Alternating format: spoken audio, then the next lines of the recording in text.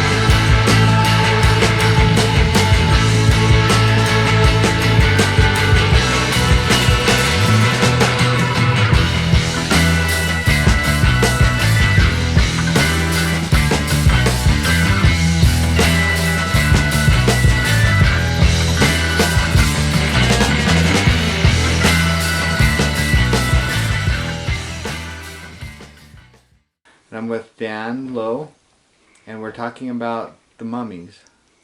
Does my hair look okay? Yes, it looks great. We interviewed you last summer about it, and then I had some more questions. When did you first hear of the mummies?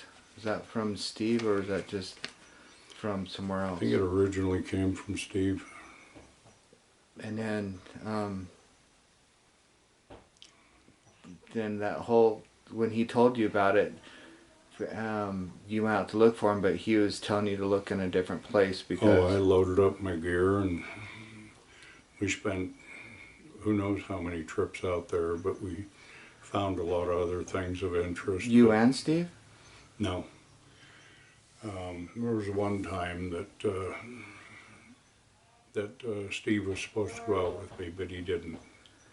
And then you found out that he was telling you to look in the wrong place. Well, I can't remember how that came about, but he told me that he told me the wrong place because he couldn't give it away or something like that. And I said, you know what, next time just tell me that. I says, do you have any idea how much fuel I've spent and the money and time I've spent out there looking for it in the wrong place? So when's the first time you met Steve? I'd have to say probably 2001, but I've known about him for years. Steve, around 2001, was that about the time that I met you, or is that when... You came shortly after. Is that when you kind of saved Steve from stepping out backwards off a cliff or something? No, that was Steve that saved me from backing off of a cliff. I remember it wrong. And I have a whole new respect for him ever since.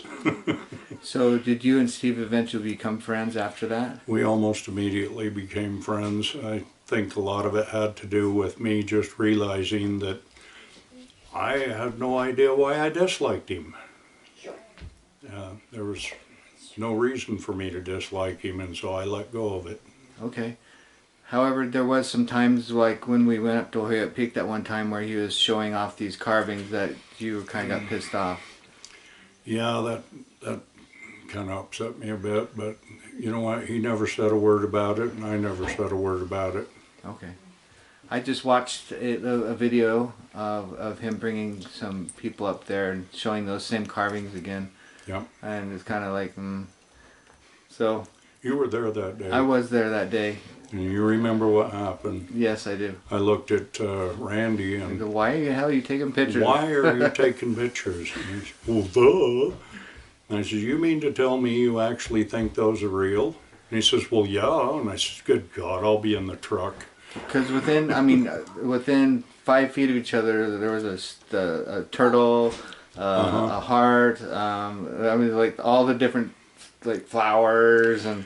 And we have another individual who was taken there long after that, who takes people there to this day to try to tell them it's authentic carvings. And we tried. It makes me want to go up there and carve out a Mickey Mouse. Well, we went up there last summer, and we couldn't find them. But I think we were looking in the wrong place. No, we're in the right place. I don't know. Maybe somebody's gotten rid of them. I don't know. We're talking about the mummies. I call it the Isle of the Dead because back then we would assume that Lake Bonneville was at the level of what 5,600 feet or so. It's a good name for it. We don't know for sure, but it would have been anywhere from 4,800 feet to 5,200 feet. Unless it was past a certain time, it could have been much lower. Okay, and the reason why we're talking about this is because the map that we have from the individual that found it. So this individual that found this was hiking. I thought he was hiking with some scouts and he found this cave. No, I have no idea what he was doing up there or what have you, but he found some petroglyphs, and he noticed that off to one side that there was this rock that looked a little bit inviting to move, and so he did, and turns out it was a cave. And he went into the cave and was amazed at some of the things that he had seen in there. Apparently he wasn't too mentally stable because this whole experience kind of really messed him up. How he's doing today, I have no idea. I have a friend who knows someone who knows him personally. We have yet to follow up on that. And this guy was technologically challenged. He had no idea how to operate a GPS, a camera, nothing. Computer illiterate, but he was a pretty fair artist, and so he went in there and took measurements and meticulously drew the whole layout of the cave and where the mummies were laying.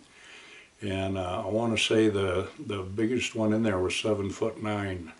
I believe so. It's 7 foot something. Yeah, it's been a while since I looked at it, but. And what's significant about being such large people is that giants. We talk about giants, and no one's really trying to. These giants had to been when Lake Bonneville was at its height. So how many years ago would that be?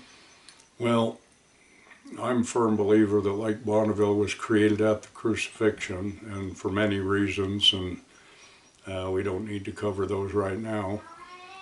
But figuring 7'9", these were more than likely a people that came from Jerusalem. They were Hebrew, and probably the very people who are responsible for so many different sites that people freak out over being Egyptian. And I'm here to tell you, Egyptians were never on this continent.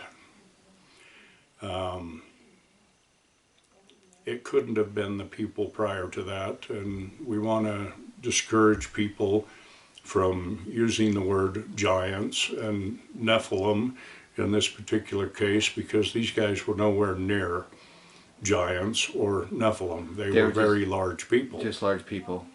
Yeah. At 7'9", that's actually pretty tall for this particular people, because they were an average height of 7 foot tall. The local Mormon people like to call them Nephites.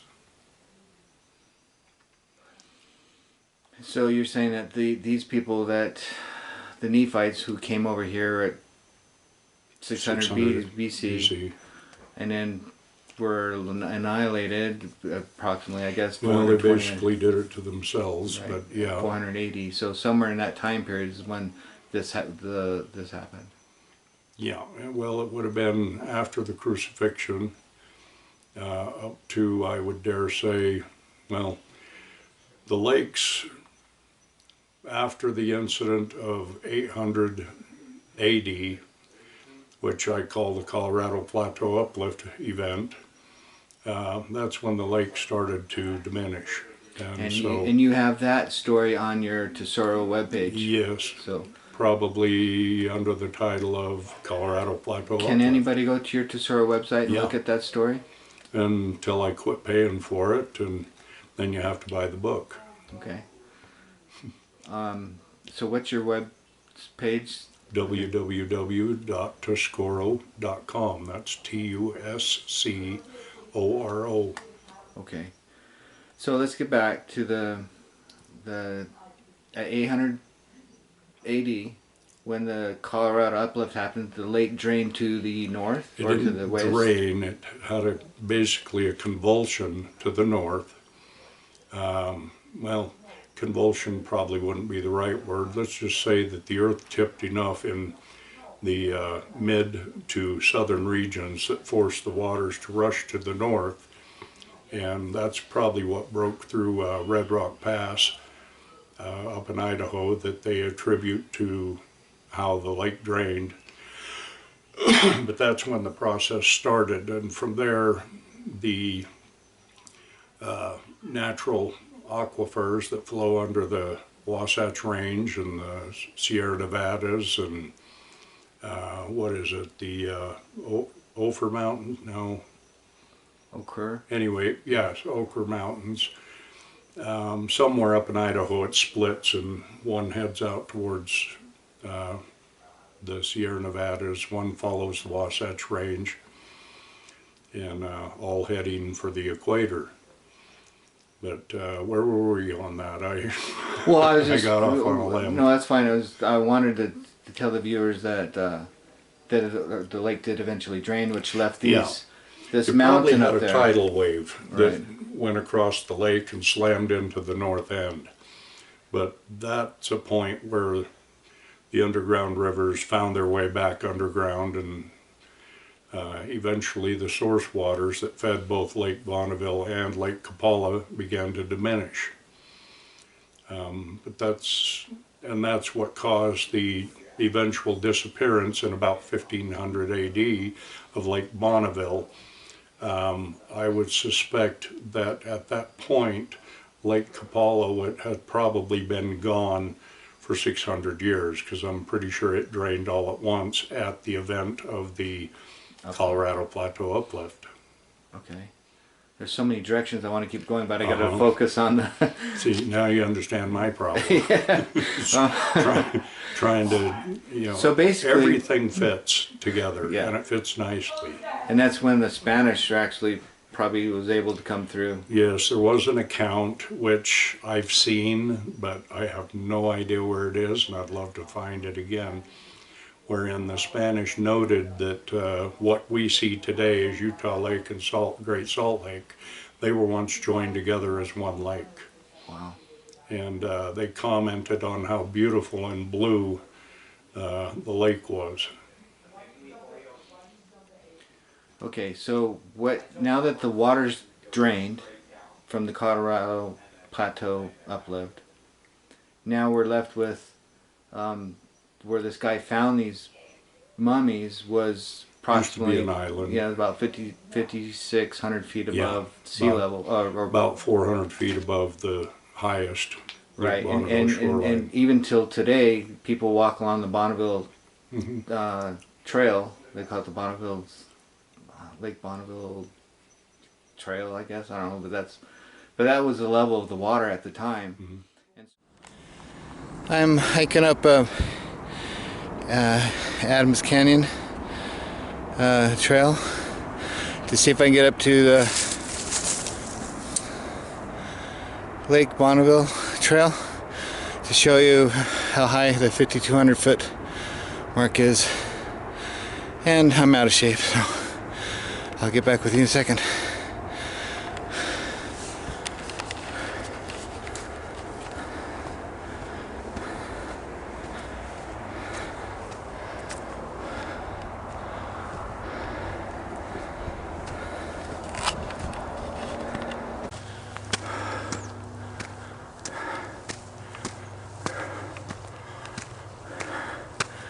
And here we go. Here's the Bonneville Shoreline Trail. This marks, it goes level this way, and it goes this way. This is where Lake Bonneville was at 5,200 feet, and before the Colorado uplift, plateau uplift, it, once that happened, immediately dropped 400 feet. But you can see out here, this was must have been one big lake. All this would be underwater.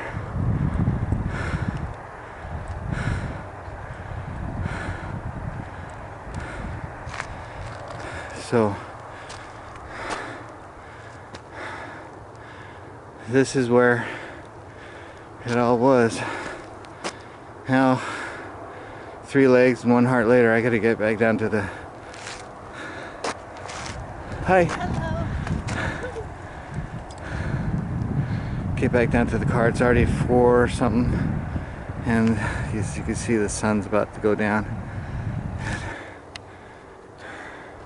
Let's see if we can go around this bend here and we can see what's on the other side of this bend.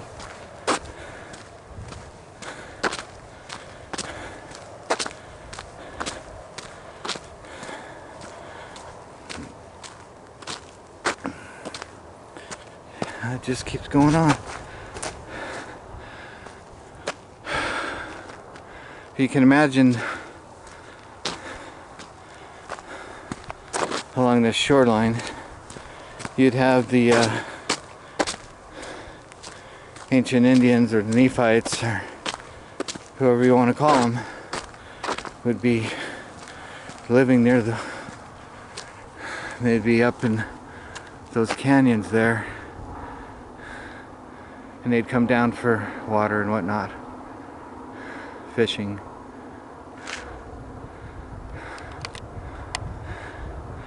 Anyway,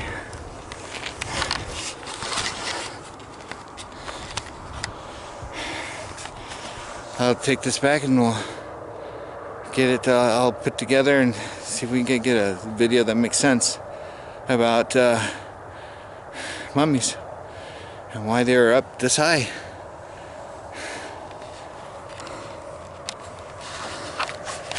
So for these people to be buried where they were, they would have to take a boat out there and bury their dead and then and come back.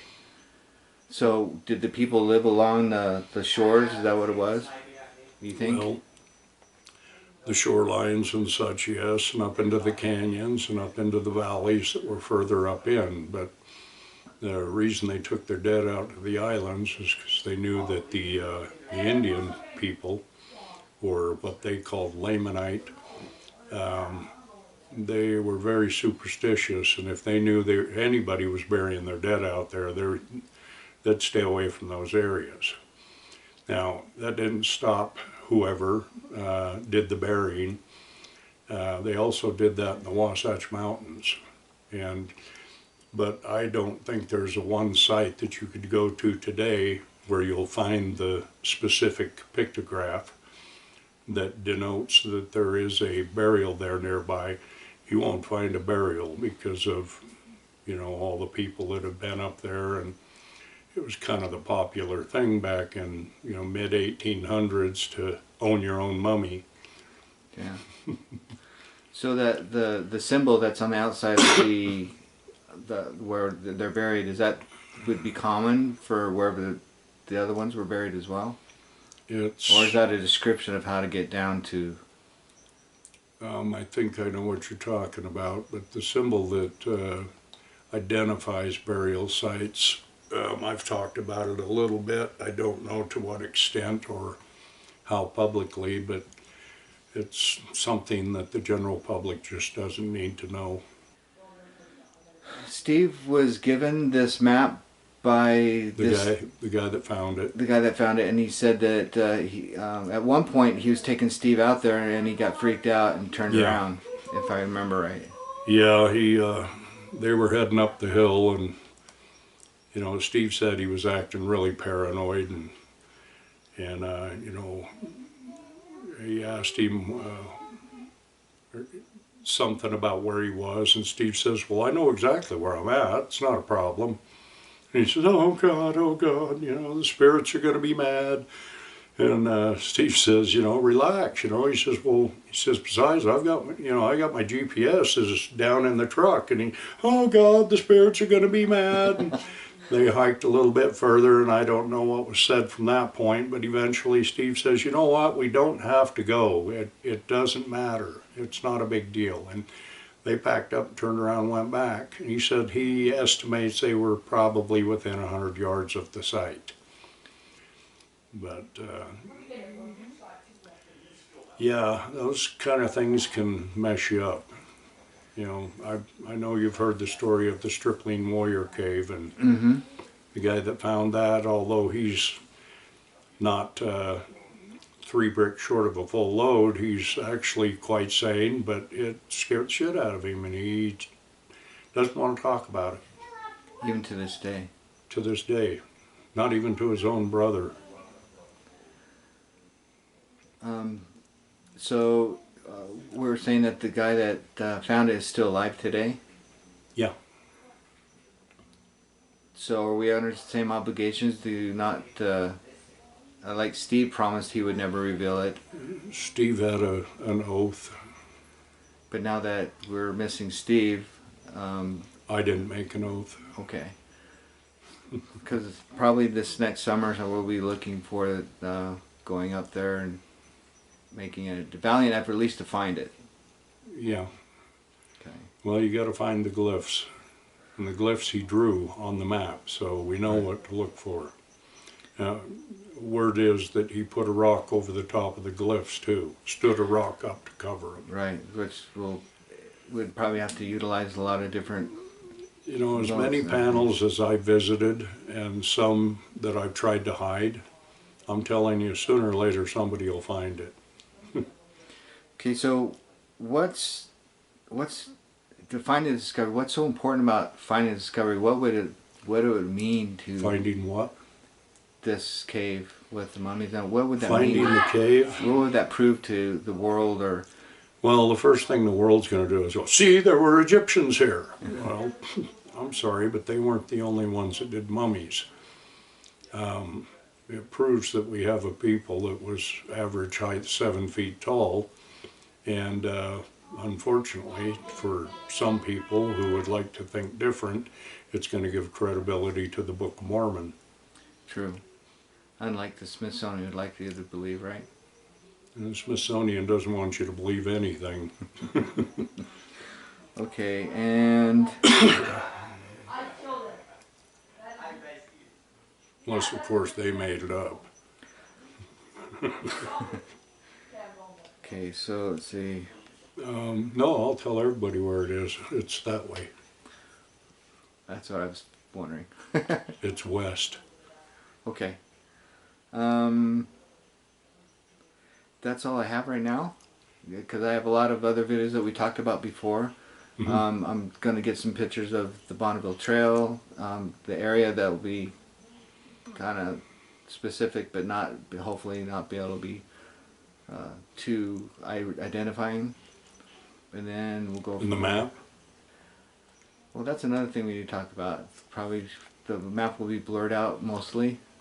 Well, you don't have to blur it out. You just digitally remove some of the identifying things. Okay. I don't have a problem with showing the map. It's just, you know, and someday I don't have a problem with telling people where it is, but not until it has been photographed, well documented, because I'm not going to let Smithsonian dust it under the rug. Or anybody else. Or anyone else. And that was my whole point of having this discussion, was that I wanted to bring things to light, and if it was ever found again, we'll document it, and then Is it also because you have become my personal documenter of each story? Maybe. You got an awful long ways to go, buddy. Well, this is one out of awful long ways to go. Yeah, and I would hate to even put a number on it. What we can do is try to. What I want to do is let the viewers know that there's more things out there they're still out there. There's some fantastic things And out and there. that it's the legends haven't died. I mean, they may have become legends, but they're still viable today. I mean, Who was it that wrote the book Some Dreams Die? Is that George Thompson? Maybe some of his did, but I'm holding on to mine. so, and I know that you and I aren't getting any younger, and so Oh, I am. working backwards. So I appreciate your time, and we'll go from there. Hey, thanks.